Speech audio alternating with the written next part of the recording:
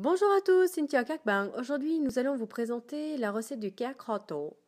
Alors tout d'abord, présentons le matériel. L'Oto, c'est une cocotte en terre cuite comme ceci. Si vous n'en avez pas, pas de souci, vous pouvez aussi utiliser une casserole. Sinon, pour les ingrédients, pour 2 personnes, on aura besoin d'un demi-oignon, de l'eau, de l'huile, du caramel amer. Alors, je vous laisse vous référer à une de nos recettes techniques. Du nuoc mam et enfin de 200 g de poisson. Alors pour le poisson, nous avons choisi de la dorade. On va couper des fines darnes d'environ d'1 centimètre d'épaisseur. Alors vous pouvez choisir d'autres poissons, hein, le bar, le saumon, le maquereau, conviennent très bien aussi à cette recette. Une fois qu'on a fini, on va mariner ces petites darnes. On va mettre 2 bonnes cuillères à soupe de nuoc mam.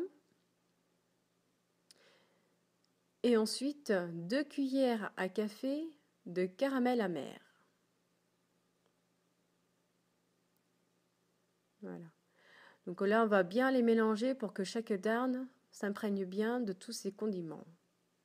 On va laisser de côté et on va émincer notre demi-oignon en quartier comme ceci. Ensuite, on va faire suinter nos émincés d'oignons avec 1 cuillère à soupe d'huile dans une poêle. Une fois que vous arrivez à ce niveau de cuisson-là, on va mettre au fond de notre cocotte en terre cuite, comme ceci. Alors ces émincés-là permettra à nos darnes de ne pas s'accrocher au fond de la cocotte. Et ça nous permettra de les retourner durant la cuisson beaucoup plus facilement. Voilà, donc on les place, on essaie de les placer pour qu'elles soient bien au fond de la cocotte. Voilà, une petite place pour toutes. On rajoute notre jus et on va porter tout ça à ébullition. Donc une fois que vous voyez ça commence à bouillir, donc on va retourner délicatement nos darnes comme ceci. Voilà. Et là, on va laisser mijoter couvert à feu extrêmement doux pendant 10 minutes. Donc vous voyez, au bout de 10 minutes, ça commence à bien colorer, mais pas assez. Donc on va rajouter 1 cuillère à café de caramel. On va rajouter aussi 1 cuillère à soupe d'eau. Donc vous inquiétez pas pour la couleur de l'eau, c'est en fait le fond de caramel qui me restait dans le bol. On va porter tout ça à ébullition encore une fois.